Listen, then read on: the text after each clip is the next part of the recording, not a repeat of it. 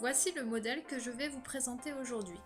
J'ai utilisé une vieille paire d'escarpins rouges que j'ai customisé avec un tissu blanc à fleurs rouges. Pour cela, vous aurez besoin d'une vieille paire de chaussures, de la colle, du tissu de votre choix, un pinceau, des ciseaux, des pinces à linge et un cutter. J'ai déjà fait la première chaussure pour vous montrer. Donc moi, ma chaussure est très abîmée. Je les avais refaites à la peinture, mais ça n'a pas tenu. La peinture se décolle. Donc je commence par retirer la pellicule qui s'est écaillée. Ça se décolle facilement. Cette étape n'est pas obligatoire. Vous pouvez seulement nettoyer vos chaussures si elles ne sont pas abîmées.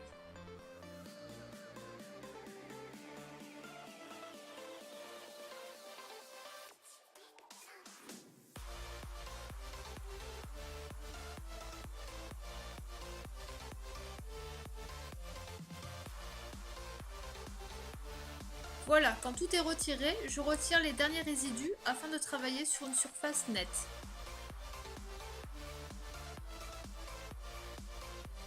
Maintenant, je vais préparer mon tissu à coller sur la chaussure. Je place le tissu de façon à avoir l'imprimé que je veux bien placé. Si vous utilisez un tissu uni ou à motif régulier, ce sera plus simple à positionner.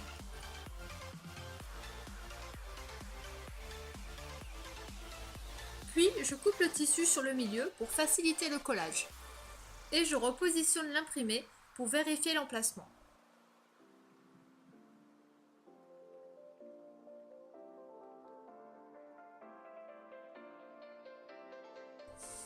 Je commence à appliquer de la colle avec le pinceau sur le dessus de la chaussure et les côtés. Puis, je place le tissu de façon à faire correspondre l'imprimé. L'inconvénient du vernis-colle, c'est que c'est long à sécher, mais l'avantage, c'est que ça laisse la possibilité de bien repositionner le tissu en cas de pli. Bien appuyé pour éviter les bulles d'air.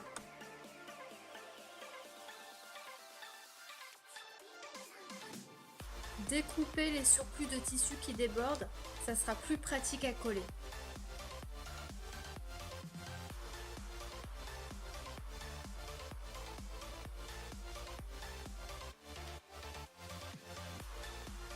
Maintenant, on positionne bien le tissu de partout sur la chaussure. C'est une étape importante à faire avec soin, car si l'imprimé n'est pas positionné correctement, ça ne sera pas joli sur la chaussure. Toujours bien couper au fur et à mesure pour faciliter le collage.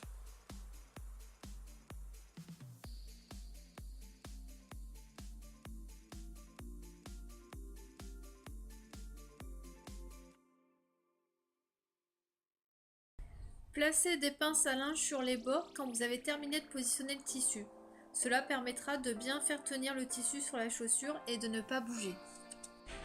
Crantez les bords arrondis avec la pointe du ciseau pour que le tissu prenne bien la forme de la chaussure.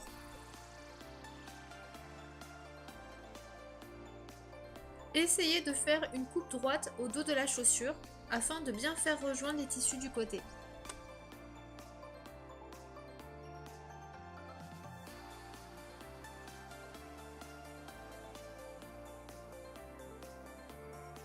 Le tissu doit bien adhérer aux découpes de la chaussure.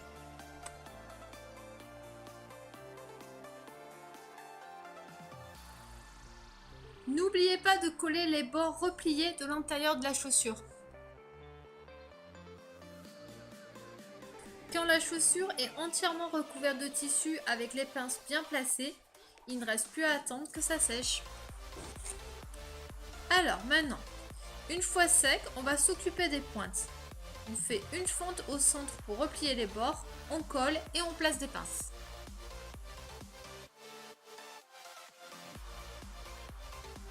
Maintenant, on va remettre de la colle sur les parties qui en ont besoin. Et on appuie bien pour bien faire tenir.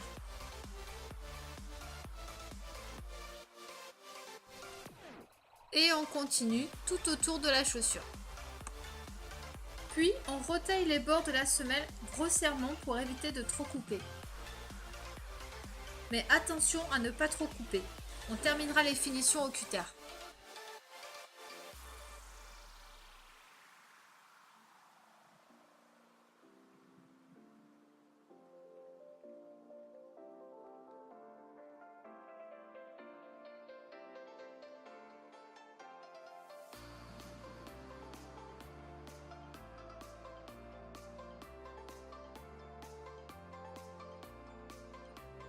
Après avoir vérifié que c'est bien sec, on retire les pinces de la chaussure.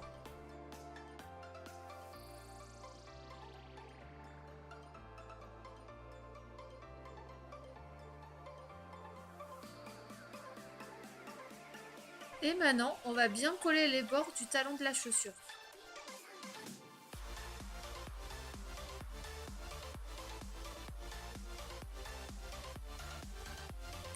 Maintenant, on va commencer à mettre du vernis-colle sur la partie tissu.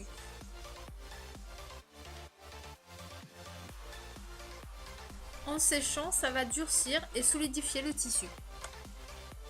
Le vernis-colle devient transparent au séchage. N'hésitez pas à nettoyer les coulures de colle.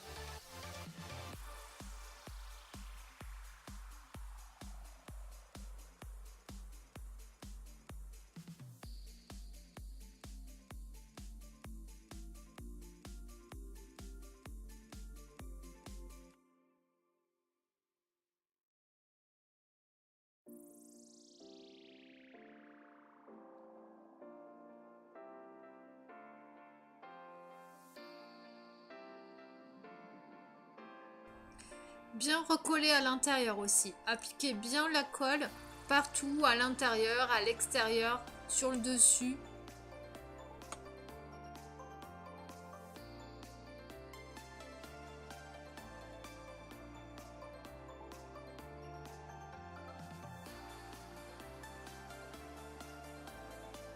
Une fois la chaussure bien recouverte de vernis-colle, on laisse sécher. J'ai laissé la chaussure sécher toute la nuit, donc je peux maintenant retirer les pinces restantes. Les pinces en bois ont collé, donc utilisez de préférence celles en plastique. Je vais m'occuper de couper les bords de la semelle avec un cutter. Le tissu sec a durci, donc bien appuyer avec la pointe du cutter et attention à ne pas déraper.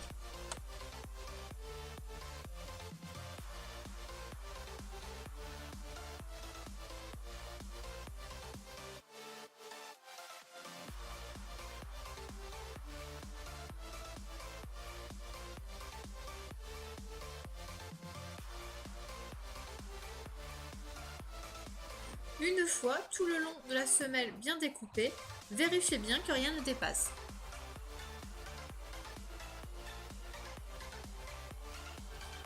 On va pouvoir appliquer une dernière couche de vernis-colle. Insistez bien sur les bords pour que ça ne bouge plus.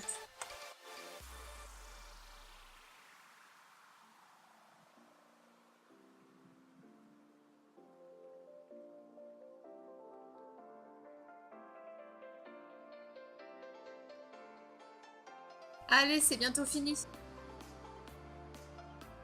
On laisse sécher et je reviens avec le résultat final.